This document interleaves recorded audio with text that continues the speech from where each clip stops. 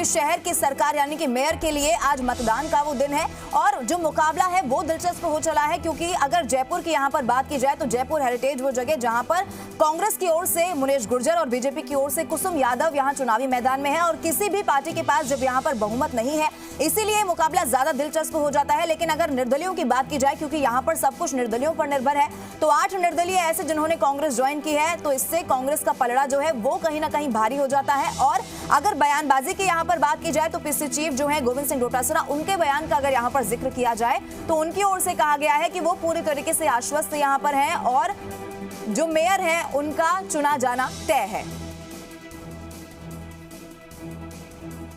बहरहाल बाड़ेबंदी में दोनों ही पार्टियों के पार्षद हैं और वोटिंग के लिए, मतदान के लिए पहुंचेंगे और उसके बाद फिर से जानकारी सामने है कि फिर से वो बाड़ेबंदी में चले जाएंगे और उप महापौर के लिए जब मतदान होगा, जब उप महापौर की तस्वीर साफ होगी, उसके बाद जो बाड़ेबंदी है वो दोनों पार्टियों के पार्षदों की खोली जाएगी।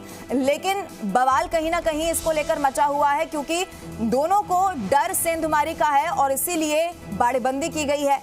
हालांकि पार्टियों की ओर से इसे प्रशिक्षण का नाम दिया गया है।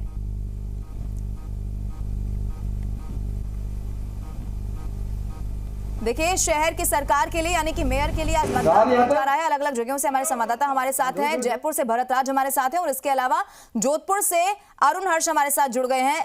अरुण, सबसे पहले आपका यहाँ पर मैं रुक करना चाहूंगी, क्योंकि आज का दिन बहुत महत्वपूर्ण है। अभी वहां पर कैसी तस्वीर, क्या हलचल देखने को मिल रही है, सबसे पहले समझना चाहेंगे अरुण।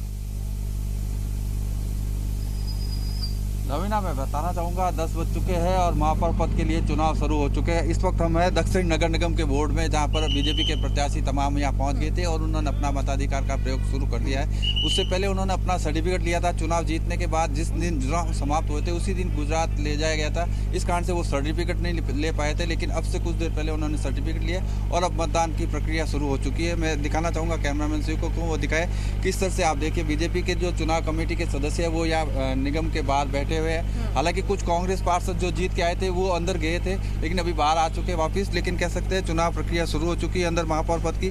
और जो है पूर्व महापौर है घनश्याम ओझा, उनसे जानते हैं। सर, किस तरह से आप लोग जो रणनीति के तहत आपको क्या लगता है, वनिता सेठ निकल जाएगी या क्रॉस वोटिंग की खतरा है आपको? नगर निगम दक्षिण में जोधपुर की जनता ने हम लोगों को क्लियर कट मैंडेट दिया है। 43 पार्षद हमारे सिंबल पर जीत कर आए। उसके बाद में आपने देखा वो 3 पार्षद कुछ दिन पहले हमारे साथ में बीजेपी की सदस्य ज्वाइन कर ली, तो अभी हमारे साथ बस में 46 पार्षद यहाँ आए थे, वो वोटिंग हमारे फेवर में कर रहे हैं। इसके अलावा 4 स्थानीय पार्षद और जिनका हम संपर्क हमने किया था वो भी आ चुके हैं, वो अंदर वोटिंग करने गए। तो 50 से अधिक वोट भारतीय जनता पार्टी के प्रत्याशी को मिलने वाले हैं और वनिता जी हमारे क्लियर कर 50 वोट लेकर जीतने वाली है।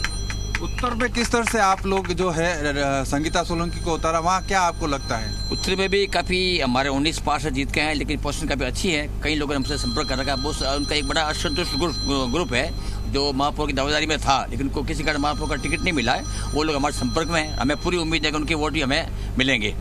तो रवीना, देखो, जो उम्मीद बीजेपी अपनी तरफ से जता रही है, कांग्रेस अपनी तरफ से जता रही है, लेकिन महापौर पद का चुनाव है जो शुरू हो चुका है और 2 बजे बाद जब परिणाम आए, जब स्थिति स्पष्ट होगी। लेकिन कह सकते हैं कि दोनों ही पार्टियां अभी भी अपने अपने दावे कर रही है। उत्तर में कुंती परिहार है जो कांग्रेस की प्रत्याशी है और उत्तर में जो है 53 पार्षद कांग्रेस के जीत कर आए हैं। हालांकि कांग्रेस के अंदर जो भीतरघात होने की जो आशंका थी उसको आलाकमान ने समझा कर शांत कर दिया, लेकिन बीजेपी को भी उम्मीद है कि उत्तर में भी उनको वोट बन सकता है, उनका महापौर बन सकता है। देखना यह है कि 2 बजे बाद जब परिणाम आएंगे तो कौन किसका महापौर बैठता है। लेकिन कह सकते हैं महापौर पद के लिए चुनाव शुरू हो चुके हैं। बिल्कुल अरुण, चुनाव यहाँ पर शुरू हो चुके हैं।